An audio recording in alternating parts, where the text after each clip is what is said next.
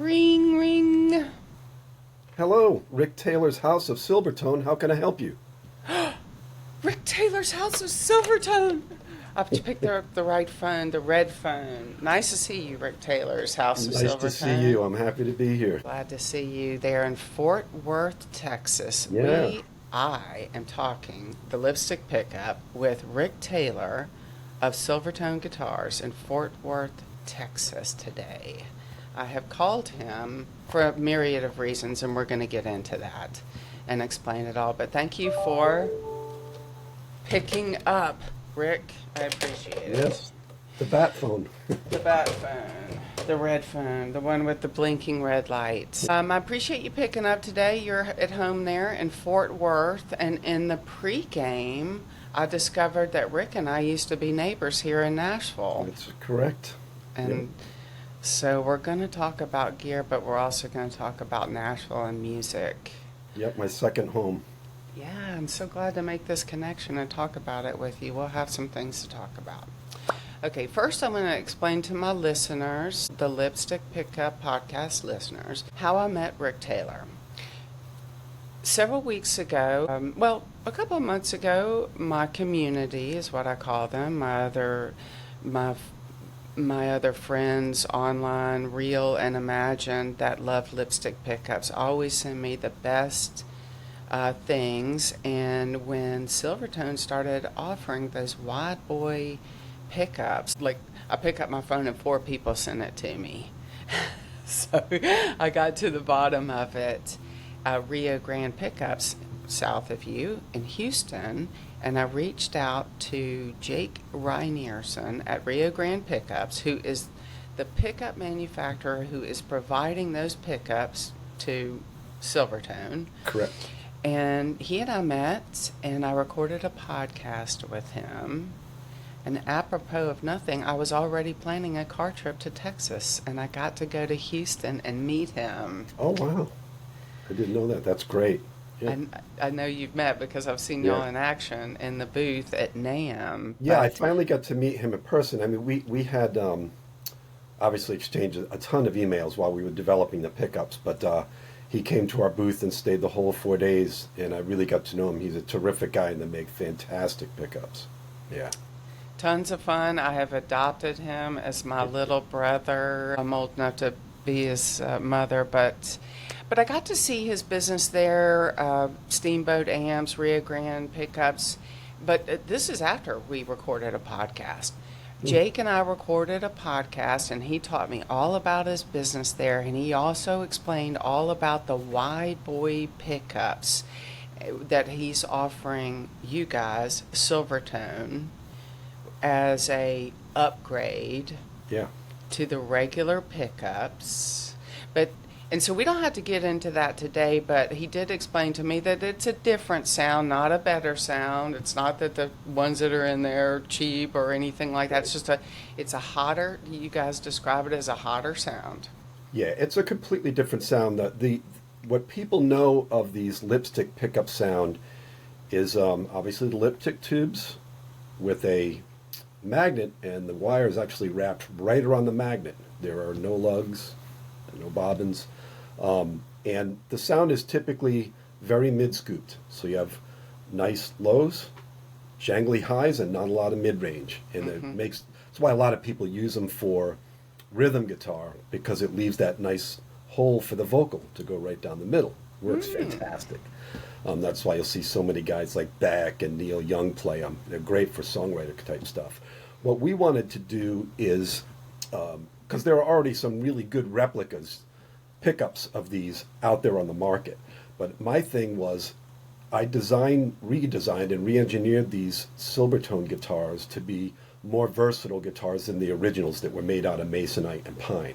Okay. I wanted them to be solid body guitars so I could go out in a gig and thrash them and play more styles of music. It wouldn't just be a one-trick pony. So my idea with this was, say you have a Silvertone and you like the look of it, you like the play, how it plays, but you want something that's a little more conventional. So by using an all-Nico 5 magnet and making the pickup more traditional, this pickup falls somewhere between like a Texas Special, like a hot Strat pickup, and a P90. So you get Okay. that full mid-range, you get that real, more Strat slash P90 Les Paul Special kind of sound, which I think is useful for some players. And the higher output also drives pedals better. A lot of modern players use digital modeling pedals. You know, they go straight into the board at their home studio. They have a ton of pedals like I have back here. Yeah. And so having a little higher output allows you to get a little better signal to noise ratio than the original ones that were very low output, which is part of the sound. Right. Yeah. So it's something that is more like, you know, you're one is a pickup truck and one is your sedan or your sports car. They have a different purpose, you know. Yes, and you need both. Yes, you should get both. Well, in my history or in my experience of loving this brand, you know, guitars with lipstick pickups, nobody has just one. You know, when they're a fan of Silvertone Yeah. and then Electro, they never have just one. But we'll get into that. But that's how I met Rick Taylor today. I met Jake a few weeks ago. I love his business there. I love the story about how you guys connected through a banker. He told me that during the course of our podcast. That's exactly right. Yep. Our CFO does some business at the same bank that the guy that recently bought Rio Grande and Robin Guitars, that whole company down there. And I had already started a collaboration of doing some pedals with Jackson Audio that is just up the street with us. We have that twin trem pedal and the twin 12 pedal that's based off the original Silvertone twin 12 amp. And so I love doing collaboration, especially with U.S. manufacturers. And there's several reasons for that. Number one is the stuff is always super well engineered if you pick the right people. The other thing is they're very low risk to me, because if you get stuff made overseas, the minimums are very high. Almost anything you buy offshore, you got to buy 5,000 of something. And if it doesn't sell, you're on the hook. You know, whereas we started with this pedal like, well, we design it and we'll make 100 of them. And if it sells really well, you know, we'll do more. Well, we've just passed 3,000 of the first pedal and we're halfway there on the second. So if I want 100 more pedals, I don't have to order 5,000. I just call them up on the phone. I want 100 more. I drive 20 minutes up the road and I go pick them up. I mean, how can you beat that? Way to go. It's the same thing with Jake down at Rio Grande. Yeah. You know, we bought 100 sets of pickups and he designed them and delivered them. And so anyway, John met him and said, hey, you want to collaborate with them? And I said, I know all about Rio Grande. Their pickups are great. Let's do it. So Jack at Rio Grande and John got me together with Jake. And we punted around some ideas and just went to work. And the pickup that he designed, I think, is absolutely fantastic. Like everything they do is really, really handmade, and every component is perfect. The cool thing about this, we did do some R&D, because for this lipstick pickup to be able to mount in as many guitars as possible, we went through a couple of iterations of the bracket, you know, of the lipstick pickup. There's a lipstick tube, and it gets soldered or welded to the bracket, actually screwed on.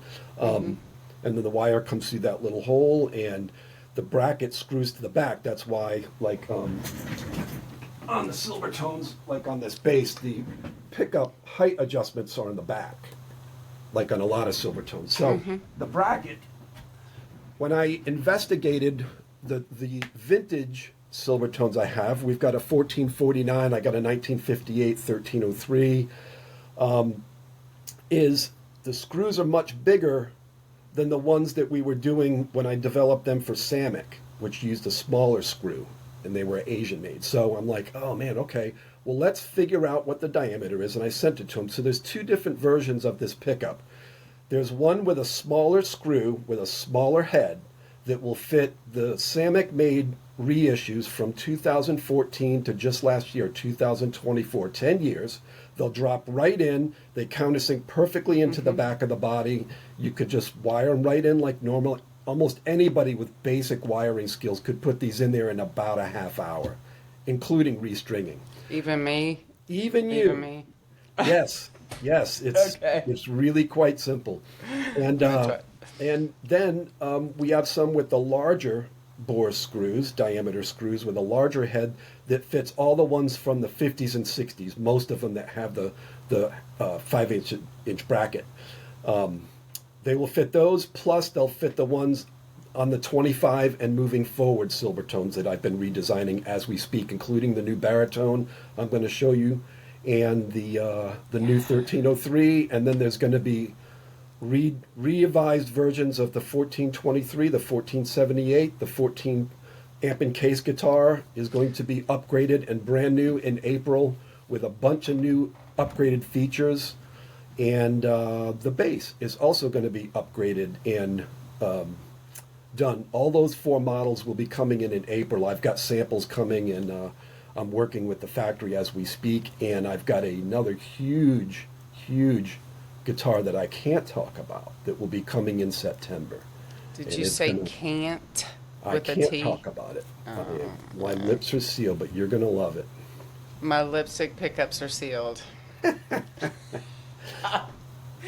Thank you for mentioning that about the bracket, because I had that question in my mind for the consumer and my listeners about its adaptability to, or compatibility is a better word, to the older models. And in the designation, it's the same pickup. It just has a different. The bracket just has one set of screws are larger in diameter and have a larger head than the other. Gotcha. They're identical in every other way. The V is for the vintage ones, and the M is for the modern. Excellent. And they're for sale on our website, silvertoneguitars.com. Excellent. Yeah, so Jake explained to me about the, how you guys started, and I love that you met through a banker. We all friendships. I told you a little bit about in our pregame about how I'm primarily a business person and a salesperson, and we need these people. We need people who make things. We need people who loan money. Business relationships. People love to complain about capitalism, but boy, they love to buy a guitar made by a capitalist. Yeah. Yep. When I train salespeople, I always told them nobody likes to be sold, but boy, do they love to buy. Yes. And you are a really capable salesperson on this subject. So I'm excited about those Silvertone pickups. He got me excited when I saw them. I got to see the engraving machine. I haven't seen that yet. Yeah. I saw it. They look really cool. I like where they put the Silvertone logo offset to one side. It looks really elegant. And I was just about to use the word elegant. There's no other word for it. That's all those guys. That's all Rio Grande. They know. It's just so elegant on there, and the Silvertone label it already is elegant. The font, it just looks beautiful, gleaming in there. I look at it and I'm like, I want to choke her with that. Yeah. Emily, you gave me an idea. I think we can get those made, actually. That's a great idea. People often ask me why I'm doing this, because I don't have a tip jar, ask for donations, or ask for promotions, or drop ads, or anything. But one day I'm going to come up with some merch, and it is going to be good. Would you buy a coffee mug from me, Rick Taylor? I believe it. Yep. Thank you. I appreciate it. I would buy a guitar from you if I knew how to play them. I never told you why I have these guitars on my wall to the audio listener, although most people enjoy this by video. I want Rick to know I bought a handful of Silvertone and Danelectro guitars. Do you see what I have there? Yeah. And the reason why I bought them, even though I don't play them, is that I believe that they are a tremendous value. The vintage ones are a great value. The new ones are a great value. All of them. There's not a single one of them that aren't a great value. And I decided as a collector to put my money where my mouth is. You made good choices. Your viewers might be interested to know that if you look on the video, if you look to the right of her left headphone, it's an angel. I've got one too. He's got one just. Hey, I want you to hold it up for a second, because I'm going to take a shot with my phone of you holding that up, that we have matching ones. There you go.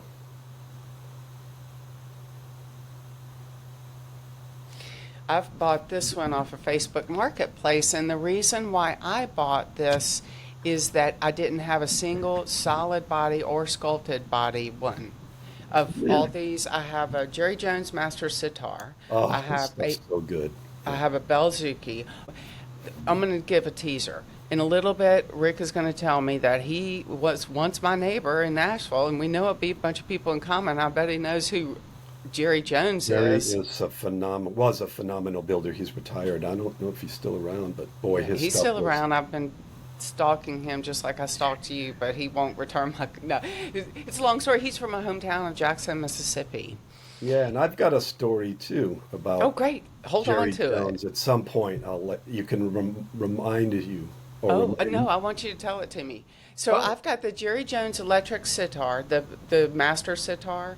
I have a Vinnie Bell Dan Electro Belzuki, which I would love to talk to you about this. You really know your stuff. I have figured is the first electric 12 string. Wow, that I don't know. No, I did that's the cool. re. You'll have to I did the enlighten re. me.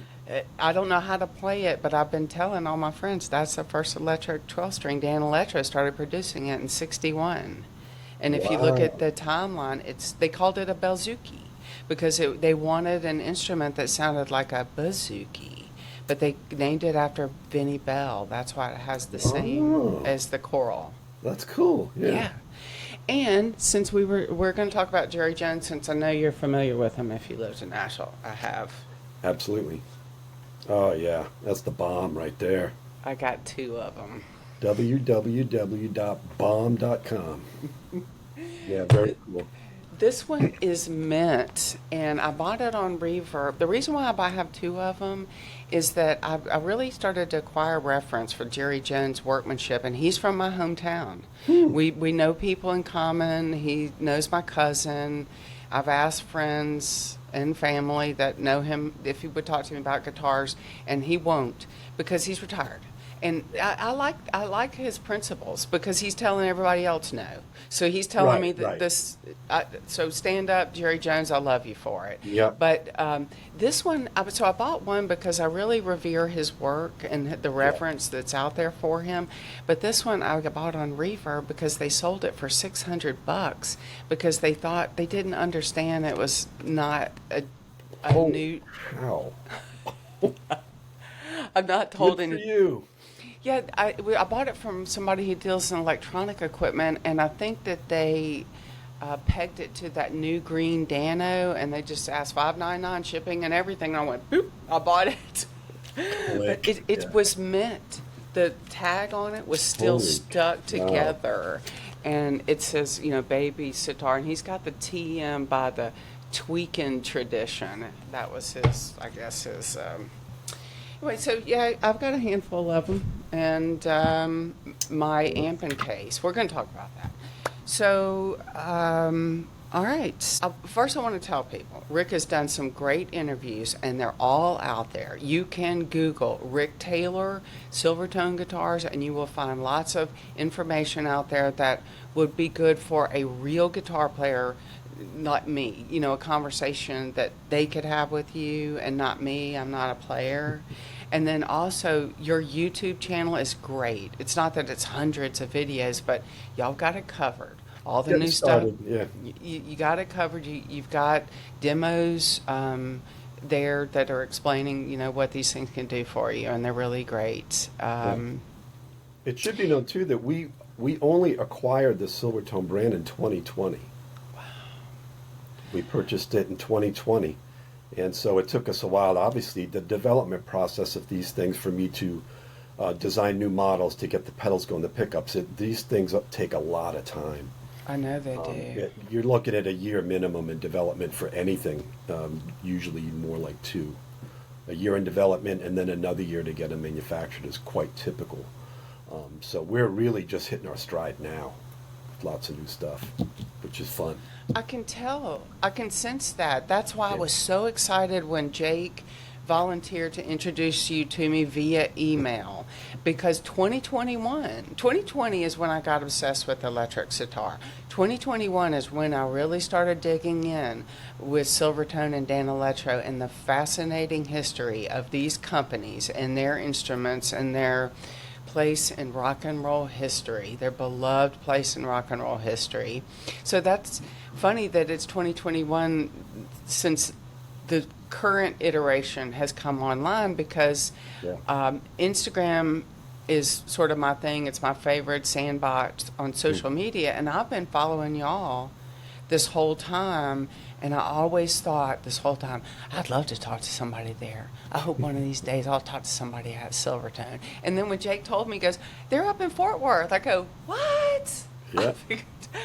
I had no idea. I do know a little bit about the current Danelectro Corporation, and I have some moles in there telling me about all the new stuff they're doing. Yeah. And of course, those guitars used to be a lot more, but with what y'all are doing, they really are different, because you're doing solid-bodied versions of what were once Masonite guitars. Correct. Yep.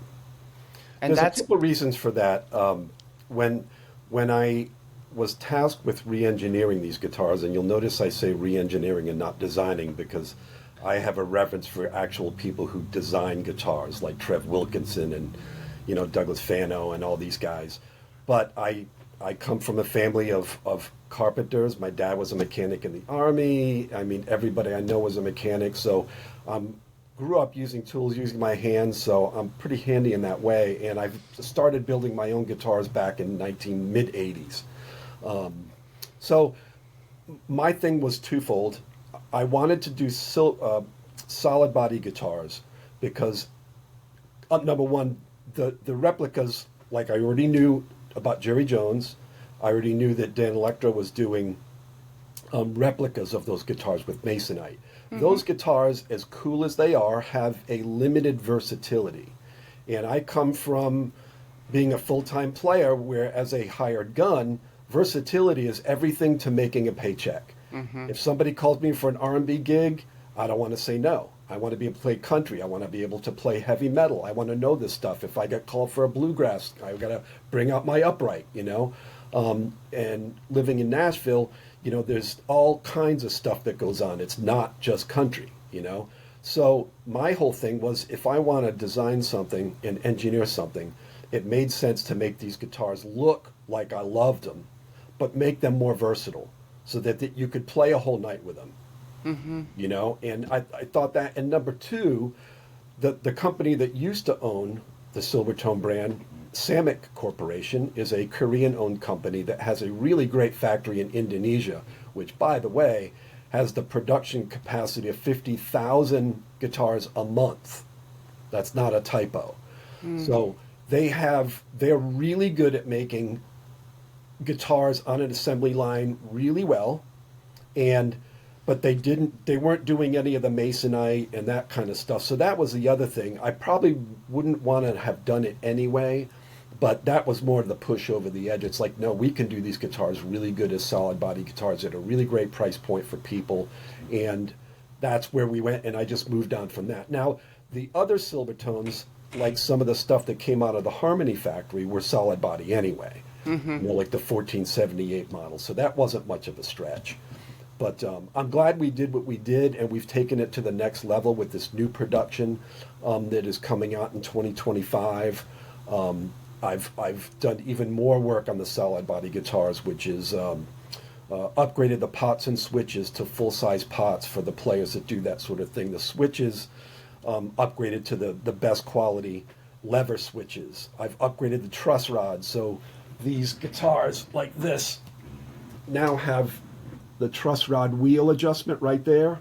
Wow. So there's nothing, it looks nice because there's nothing to disrupt the Coke bottle headstock. Yeah.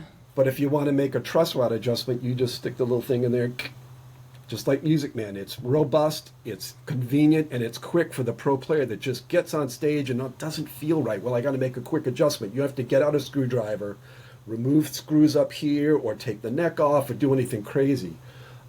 These feature these new, what they call hemispherical fret ends. This is a new thing that's getting very popular in high-end guitars, and all these new ones have this, where the frets aren't pressed in across there and then snipped off at the edges and filed down. They come in as a set. They're pre-done, and they're inlaid, already rounded off. They're smooth as silk up and down the fretboard. They're really cool. So those are the kind of upgrades, and I also upgraded the pickups a little bit. These are different from the previous owners. These are brand new this year. In fact, we just got the shipment of this baritone last Friday. They're in stock now for the first time. It is absolutely beautiful. Yeah. I printed out, I did my homework, like I said, I printed out, this doesn't have the new stuff in it, but I printed out the current catalog, and I was like, wow, these are not Masonite. Yeah. By the way, my father once worked for Masonite. He was in the timber business. Oh, really? I told you in our pregame why I have an interest in the story. Yeah. My father was a timberman. He was a woodsman. He studied forestry at the University of Michigan, and that's why I'm from Mississippi. He moved there to work for Masonite in Laurel. So I have an interest in the Masonite, and I know what it does, but I also know what you did there. You use the same design, but you're providing it to somebody, to all the things that the solid body would bring you, a million things. And for a lot of people, it might just be the feel, the way that it feels. Yeah. The way, and so you actually feel the need there, because I know that Strats and Tellys that have been upgraded, or not upgraded, but lipstick Strats, lipstick Tellys, Tellys and Strat solid body guitars with lipstick pickups, or they have their own fans, and so that's what you did there, and it's so Yeah, and I look at more like, because I love cars, I always look at it like classic cars. I look at the guitars like Jerry Jones and stuff is doing is more like taking a 67 Camaro and restoring it to perfect condition, better than it was new. But it still has drum brakes. It still has a V8 engine that gets 8 miles a gallon and only has 180 horsepower. It still doesn't have any seatbelts. It still does not have power steering. My guitars are more like a modern Toyota.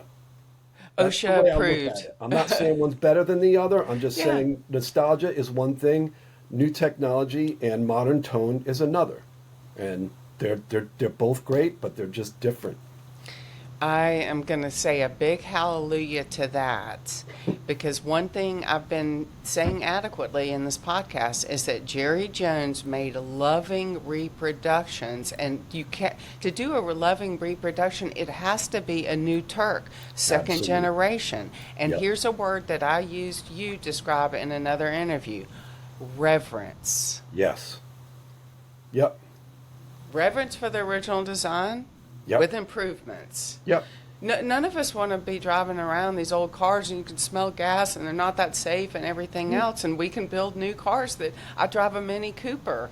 I drive a new Mini Cooper. It looks like, but it has the things that I want. That's kind of what I'm talking about, There's great reasons for having both, I'm a huge fan of classic cars. I'm a huge fan of classic guitars. I've got a lot of my own. But there are things that you can go down different roads, and from the very beginning this is just the road and the path as far as engineering these guitars, the path that I wanted to go with these guitars, and just take it further and further in that direction. It's not a money grab. They're not just going and making reproductions of the old ones. They're improving them. And I watched those product demos, and I think if I was a new guitarist wanting to buy an electric guitar, I would be. And you don't have to be. It's not a starter. It's much better than a starter guitar, which is what you did. They're not. They're very simple guitars, but that's by design. There's no binding. There's none of the things that add a whole lot of cost to the guitar, because that was never what Silvertone was. Yeah. That's never what the brand was about. It was always a budget brand. So I don't want to add fancy flame tops or carved tops or use exotic woods and stuff that's really expensive, because it doesn't really fit the brand. I just want the brand to be what it is, to look like it used to, and perform for the modern player. Like I said, that will act well with pedals and with digital modelers and with your digital home studio. That's kind of where most of the people who record and perform today on stage, that's what they need. in a guitar, if they're going to play that one guitar all night and not just one or two songs, Yeah. it's got to be versatile. You know, you can't deal with feedback. You can't really deal with all that other stuff. It's just got to be a really good workhorse, and Yeah. that's the way I think as a, former hired gun player. I think of a workhorse. Yeah, I take one guitar to a gig, and it better be able to cover a lot of ground. Yeah. Yeah. You found a great niche, and I'm excited about all these new things. And I know we're going to talk a little bit more about gear, but I want to stop and I want you to tell me about you being my neighbor here in Nashville. All Yeah. that time, we've never met. It's a big city. I know that we've already determined that we know people in common. We've met people in common. Oh yeah. Talk to me about Rick Taylor in Nashville now that Rick Taylor is in Fort Worth, Texas. Well, Tell me- I'll be as brief as possible. I was, I graduated from college with a music degree. I had a scholarship to Capital University in Columbus, Ohio.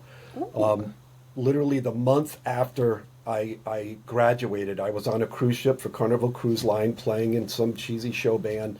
And throughout the 80s, I would go on the cruise ships for 6 months, make a bunch of money, and then go back to Cincinnati and loaf around at my parents' house and teach bass lessons and do local gigs. And then I'd go back out and then I'd come back because there was nothing to spend your money there. I was single and, I was making really good money. The cruise ships pay all your room and board, they pay your food, they pay your flight. And I'm just like mailing thousands of dollars of checks home to my dad and put them in the bank. So I did that through most of the 80s, and around 89, I was playing in a 5-night-a-week country band that used to have national acts, and this guy, Butch Baker, came through there, and I got to meet all the bands when they would come through, and after the show, he said, "Man, I really like your playing. Would you ever consider moving to Nashville if I needed a bass player?" And I was like, "Of course I would." And I never thought anything about it. Well, the guy calls me a year later.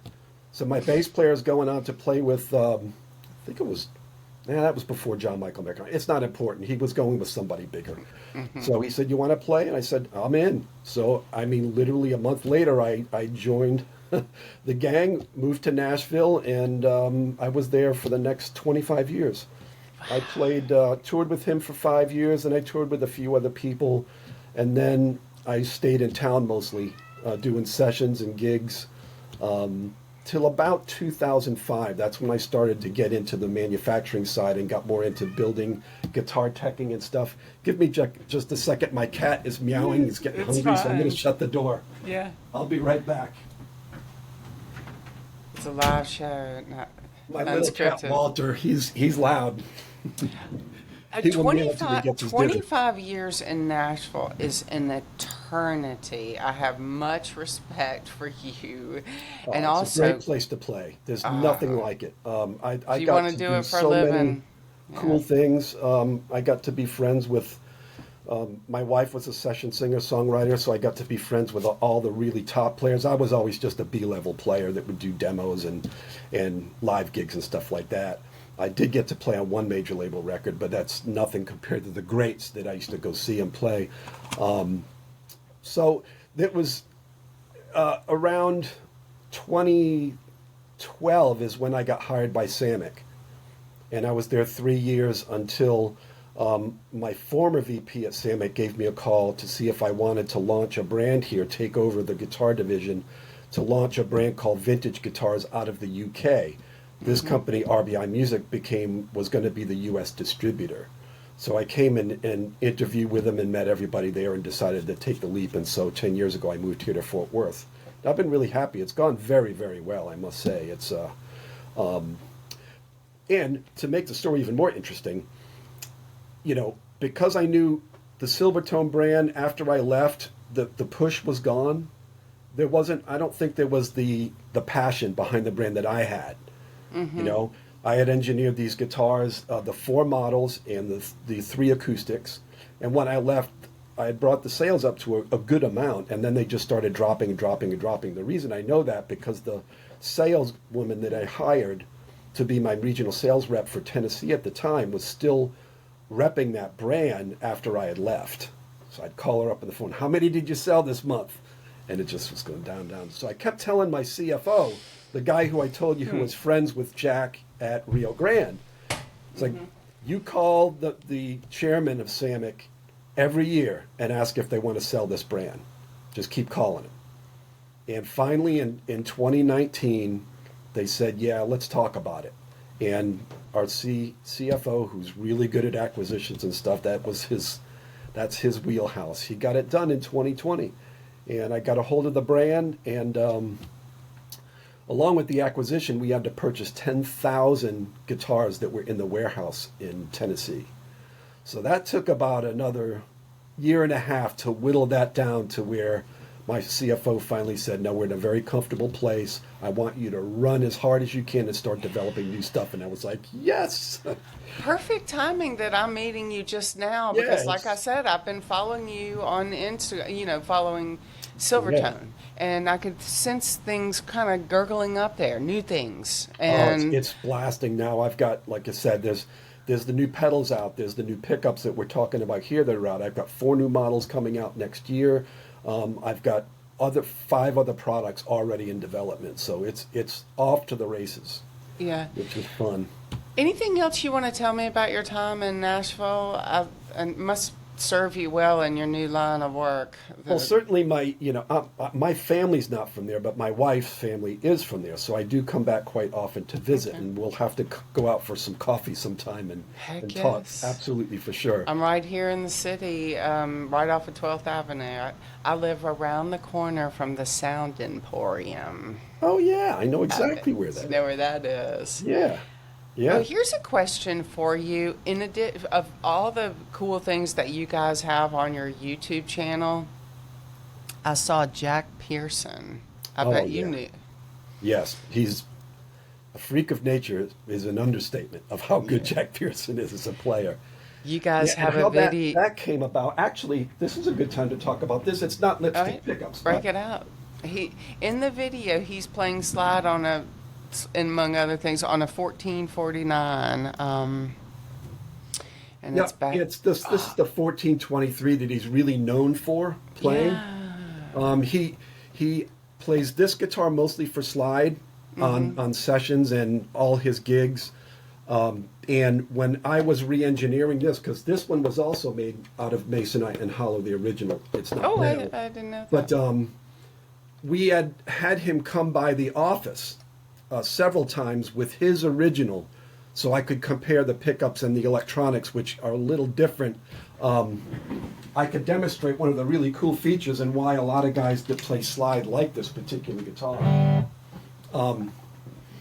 It has this thing called a blender knob right there. Okay. And when it's in the middle, I'll see if I can do this while I'm... It's almost like a wah on board. So what you can do, a lot of slide players, they used to call it, some guys might call it a half-cocked wah, where you're taking a wah pedal, and Clapton used to take the wah pedal and find a sweet spot. It's not all the way down or all the way up. It gives you that kind of nasally quack that really stands out on slide, and you can do some of that with this guitar.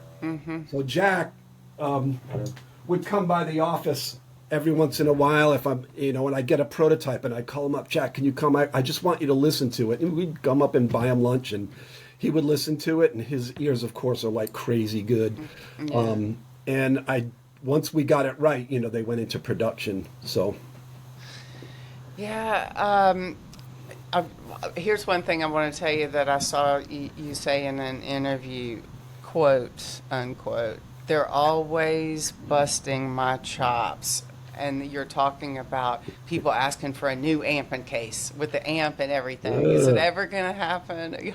It's a sore subject, and I'll tell you why. And this goes back to talk sales. To me. I'll be your therapist. You as a salesperson will understand this. Okay, break it down for me. And I'll try not to drop any major brands because I've seen this. So, a lot of people talk about nostalgia, and it's something that they would love to see. But would they buy it? And I say that because I've seen, here's a good story. So I have a friend that used to work at Guitar Center in Nashville over there in 100 Oaks. And I remember there was a hybrid guitar that came out from a major manufacturer, and there was a lot of buzz about it. and it was very expensive. But so he got 10. I think he got 5 of them in, and I was talking. He goes, "What are those like?" He goes, "Dude, we sold all 5 in a week."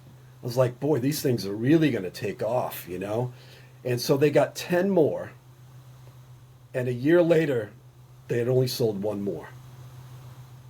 So the point is, you can have a narrow, loud audience of people that want something, but they're the only ones who are going to buy it. Yeah. And I fear that if I came out with an amp in case, number one, OSHA would never pass an amp with glowing hot tubes and a transformer in a case. Those things already burned down enough homes in the 60s for us to ever do that. So it would never. So we'd have to go something more transistor or digital, like a Class D amp. It could still be really cool. I'm not saying we're not going to do it. I've had ideas from, well, I could definitely build the amp and the speaker. That's not the issue. Would I do like a digital modeling amp with a very lightweight Class D amp, you know, with a modeling, something that might Bluetooth to your speakers where you could use it like a practice amp? Yeah. There's those ideas. I think if I ever did anything like that, I'd do the same as the guitar. I wouldn't do a replica. I would do something unique with it. Yeah. And A still new have the speaker and purpose. the amp. But yeah, have it be something modern for the modern player where they could use it as a practice amp and then pack the guitar up and go. That might be cool. And do it with the gray heather Tolex and the whole 9 yards and the red interior. Make it look real cool. Totally. You know, like I know why they did it back then. Now I understand Yeah. because in the 50s, in early 60s, to buy a Gibson or a Fender and then a separate amplifier cost something. So those amping cases were the rock and roll starter pack, and they do sound good. They sound cool, but if you thinking like you're thinking, it always has to be second generation, new generation. There has to be a reason why we're reproducing these.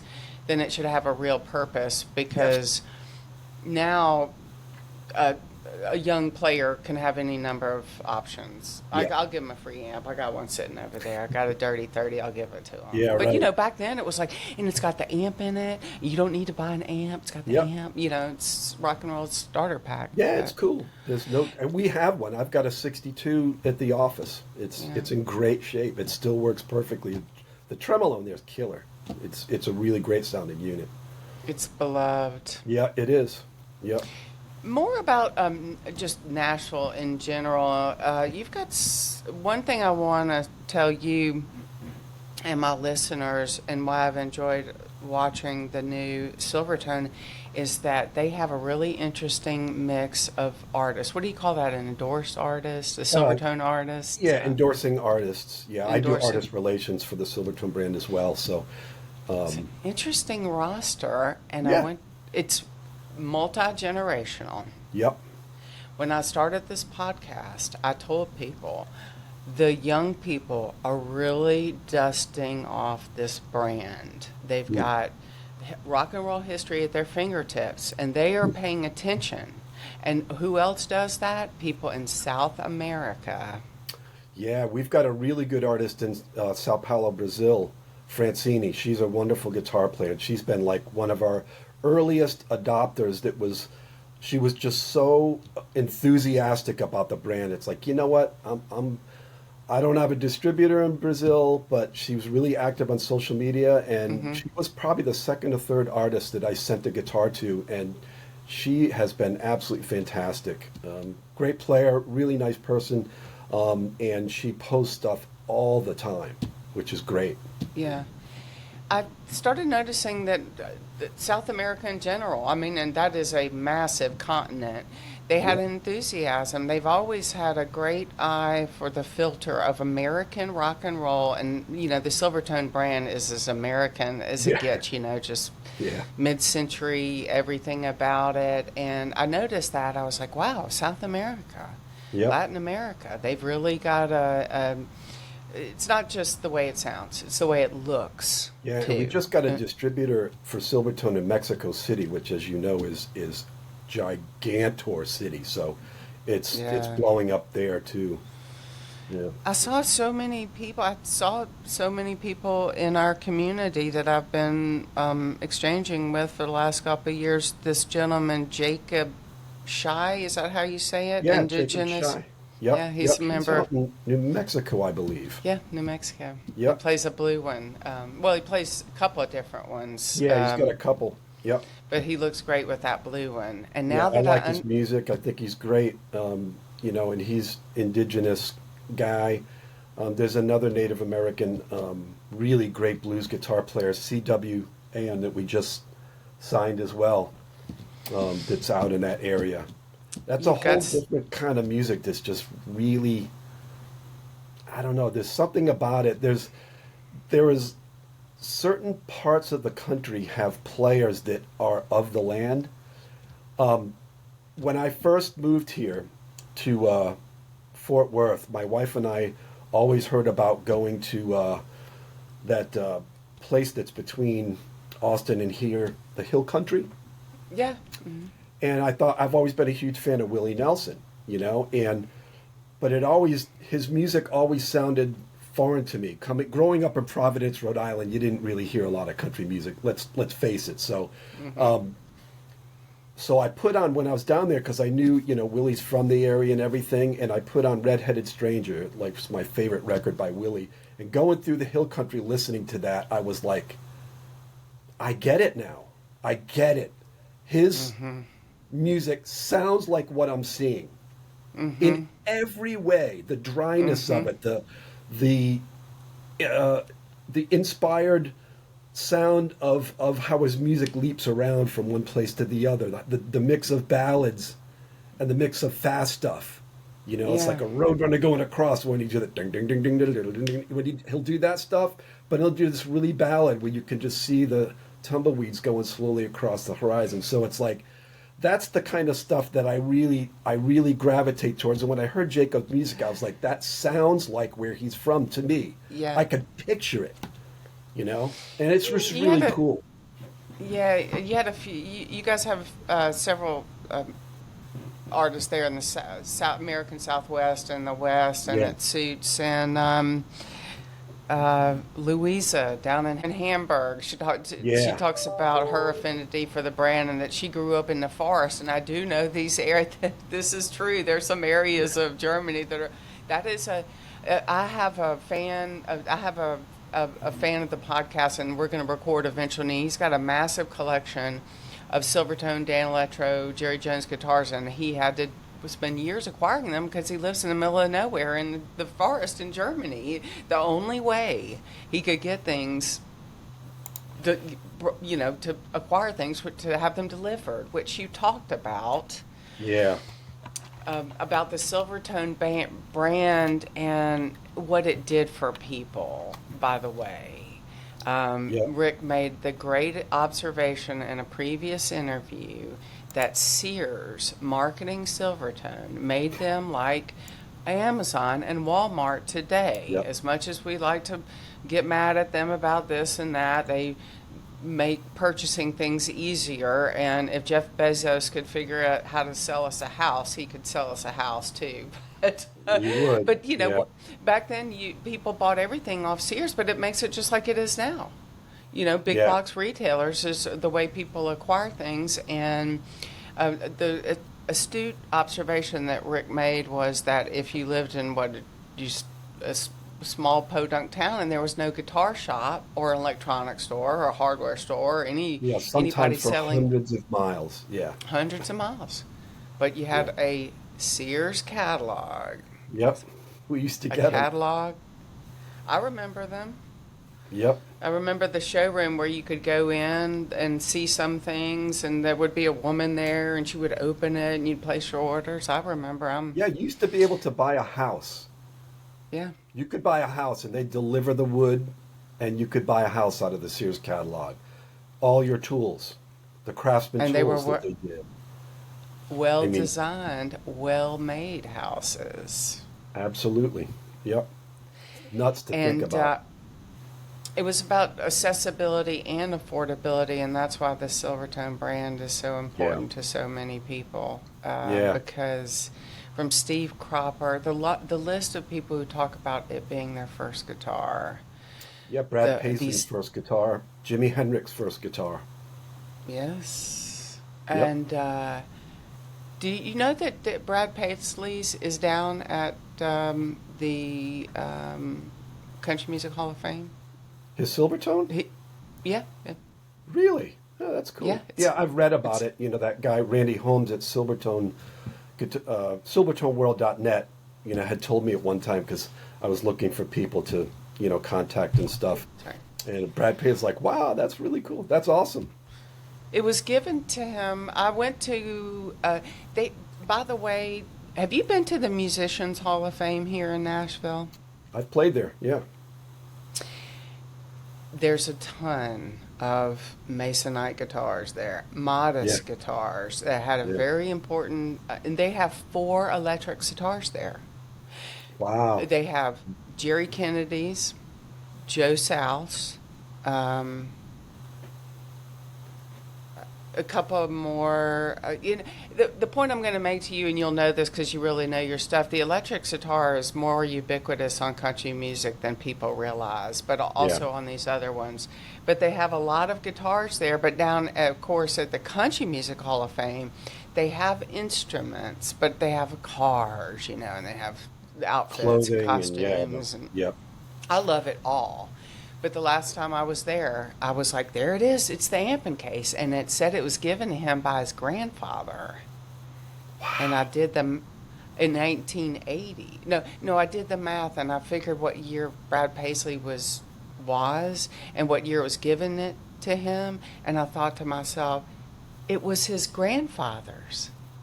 It was his Oh, yeah. grandfather's, and or you know, he could have bought it somewhere. But you see what I mean? Right. Brad Paisley Oh, is yeah. not old enough to have Right. gotten one under a Christmas tree in 1962. No. I think he was born in the 80s. But Right. anyway, Yeah. the Silvertone brand has my heart. The Silvertone Dan Electro, you know, they were together Yes. and now they're separate. Does that confuse people when you're working the booth? Do you have to answer a lot of the same questions Sometimes. a lot? Yeah. Yeah. Sometimes. When people understand the story, when I explain it, it's like Silvertone was never a manufacturer traditionally. Right. That was a department store. So they had multiple manufacturers. Dan Electro, where the lipstick pickups were made, was just one of several manufacturers. There was the Harmony factory in Chicago that did a ton. They did all their acoustics and the electrics. There was the Valco factory, Supro, Gretsch made Silvertone guitars, the Gretsch factory. And then later on, you know, Taisco in Japan and all that stuff. So Yeah. that they used multiple because again, you got to understand that Dan Electro was, and even Harmony was a small factory for a company the size of Sears at that time. You know, imagine, we talked about Amazon. Imagine Amazon like calling me right now saying, yeah, we need 800,000 guitars. I'd be like, I don't have that capacity, you know, so they would grab from different manufacturers. Yeah. A great way to put it, and now I'll be able to articulate it better to other people. Silvertone, it's a brand that other people made it. Absolutely. And Yep. it's a beloved brand. I love everything about it. I try to keep these podcasts under an hour, and we're getting there, but I want to ask you if you have one there, that Trim Twin. Do you have one there at your house? The Trim Twin? I I'm don't fascinated think by this.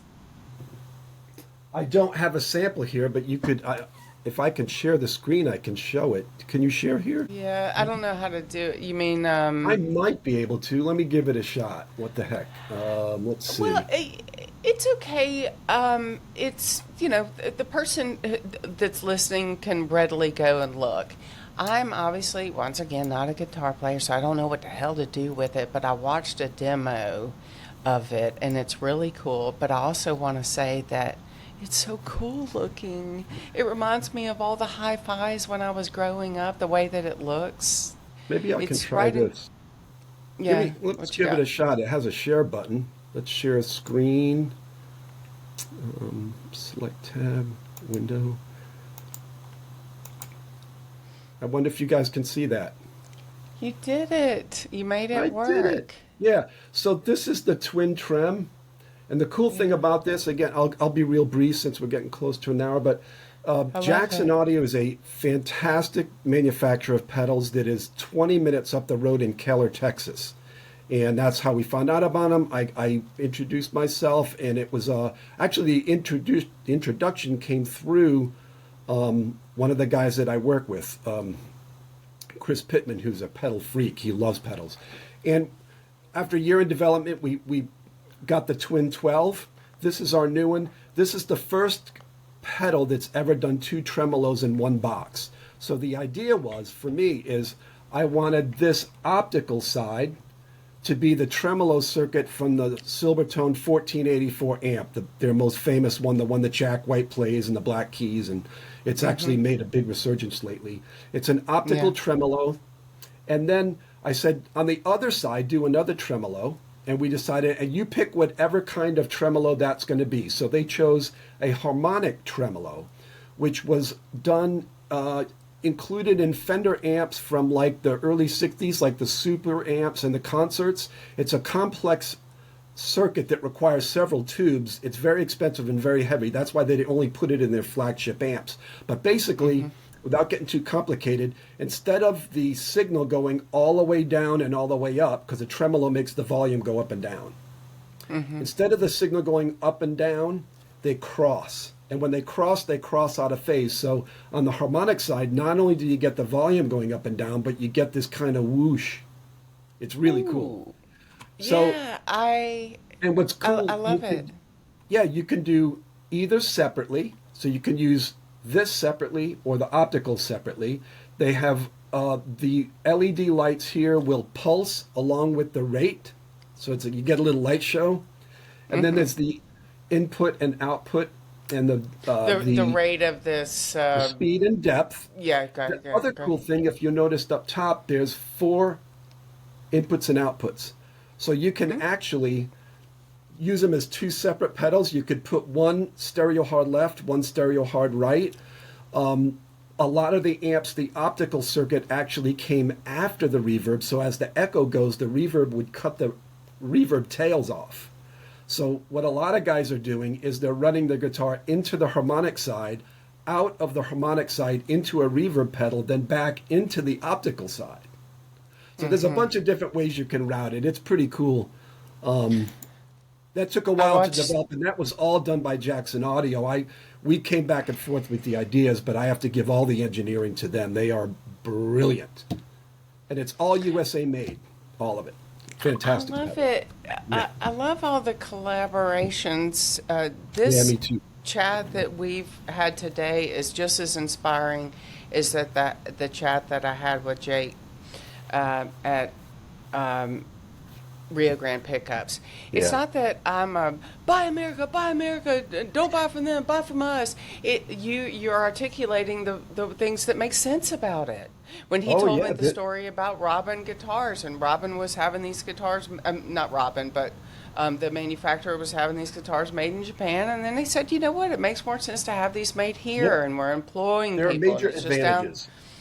Yep. Major advantages. They're just down the road, and this is a good thing. And while we may be working with components from Asia, which helps keep the price low, and these kind Yep. of things, it's a modern world, and it still makes sense to make things in America. You see that around here in Nashville a lot. Little Absolutely. manufacturing. So out there in the country, you told me you lived out in White House or something when you Yeah. lived here, and you'll Yep. see a big corrugated building. You're like, what's that guy making? And he's making, widgets for somebody, Yep. and it's a lot alive and well. And I love that you're recognizing talent that you want to collaborate with, like my friend Yes. Jake.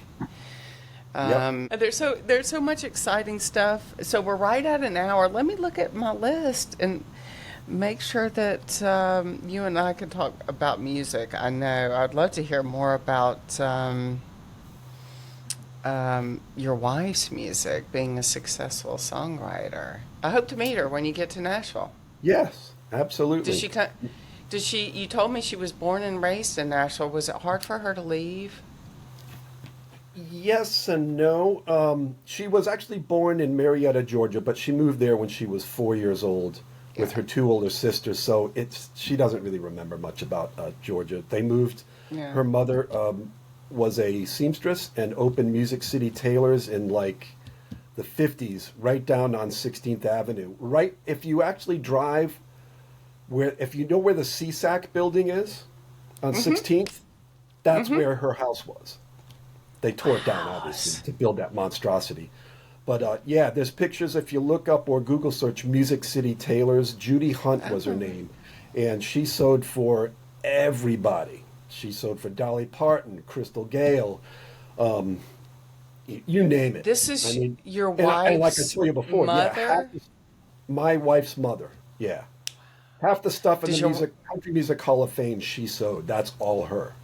The sequenced crazy jackets and those gowns. I love Yeah. it. She's phenomenal. Does your wife sew? Does your wife sew Yeah, at all? yeah. She has three girls in the family, and they all sew. They all do it. Oh, that's They make so upholstery, great. and God, they're amazing. Yeah, yeah. Well, I kind of backed up, but I figured you live in Fort Worth, and you're a musician and a guitar player. I would have assumed if you were from Nashville, you'd live here, but I'm Yeah, glad that we bumped it. Yeah, the music scene To, here is really lively. It has exceeded my expectations. I'm in my 60s, so I don't get to play as much as I'd like. I get to play as much as I possibly want to. It's almost too much at times. So I do gig on weekends quite often. I play at Billy Bob's with a country band often. There's some really great players here, and it's a very vibrant scene. So it's a good place to live as a musician because I still do like to play professionally. So that concerned me a little bit, but it didn't take long after moving here that I had nothing to worry about. There's some monster players here, and it's been really fun. Yeah. Yeah, I had a great trip to Texas. I was raised in Mississippi, and it's, you're from Rhode Island, it's up there, it's like that area, the South, they were my neighbors. And I've got family in Texas, and I hadn't been in a long time. And boy, I found Houston really exciting. They have a nightclub, a music club in Houston called Dan Electro's. Did you know that? No, I did not know that. That's cool. It was right down the street from my Airbnb. It's called Dan Electro's Guitar Bar. I asked the doorman, it's been open since the 70s or the 80s, and it's legendary. And I went in there, and the spirit is alive and well in there. They had a big lineup, a review, 5 or 6 bands. Every one of them was killer. Everybody knew each other, all ages. I was like, it was my heart, because I grew up that way in Jackson. Young and old, but I asked the doorman, why does anybody know why this place is called Dan Electro's? And this is what he told me. You'll love this. We think it had something to do with pedals. It's on East 24th in Houston. Next time you get to Houston, you got to go there. It's legendary. Yeah. Dan Electro. But it's spelled this way: Dan Electro's. But see, Dan Electro's. Right, separate name. Yeah, gotcha. That's brilliant. Well, it was so nice to meet you, Jake. Shout out to Jake for introducing us. It was so nice to meet you, and I hope to meet you in person because I'm going to get to Fort Worth. My husband worked in Dallas, and I told him, I said, I want to spend more time in Texas. I really like it there. And he used to live in Dallas. He worked for Mary Kay Cosmetics. Wow. Big company. Writing advertising copy. That's cool. A writer. Yeah. he's in communications for the state of Tennessee, but he worked for the Tennessean. That it was his job with the Tennessean. Really? Wow. that brought us here to Nashville. That's fantastic. Yeah, we'll meet. We'll all get together. I'll bring my husband. You can meet him. Yeah. All right, I think that is it. It was so nice to meet you. I hope my listeners will enjoy this chat. Friendly to the music lover, friendly to the guitar player. You taught us all a lot about these instruments, these new iterations of instruments, and I'm going to say that Silvertone brand is in capable hands with Rick Taylor. Yep. Thank you very much, Emily. It's been my pleasure. And I want to give I want to give a shout out to RBI is a big company that owns other things. Oh yeah. Remind me again about the vintage, the Yes, vintage. if you want to see what brands, I think there's 13 brands where we're a music distributor. They've been here since 1964, I believe, Uh-huh. in Fort Worth. If you go to RBI Music, like Rhythm Band Instruments, Okay. rbimusic.com, we own the Toka music brand, which is one of the biggest percussion brands on the planet. We distribute the Vintage brand of guitars, which is a wonderful brand from Leeds, England. Obviously, we own the Silvertone brand. We own Grover Pro Percussion, which is a very, very high-end symphonic percussion and university, like these $300 tambourines and stuff. It's like crazy high-end stuff.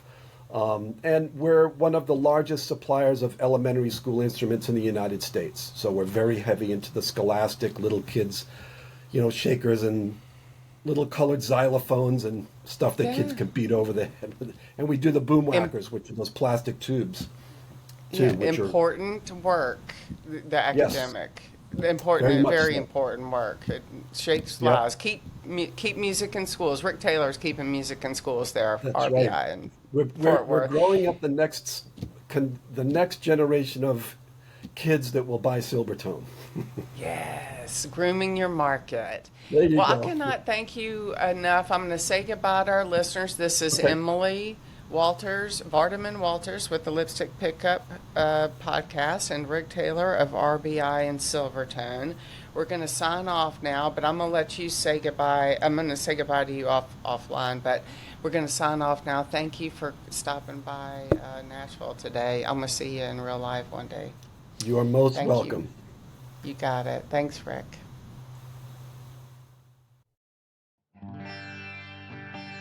If you hear excellent tone and the sound of birds chirping, it means you've made it through an entire episode of the Lipstick Pickup podcast. You're as free as a bird now, but I hope you'll join me again soon. Comments or questions? I can be reached at emily@thelipstickpickup.com.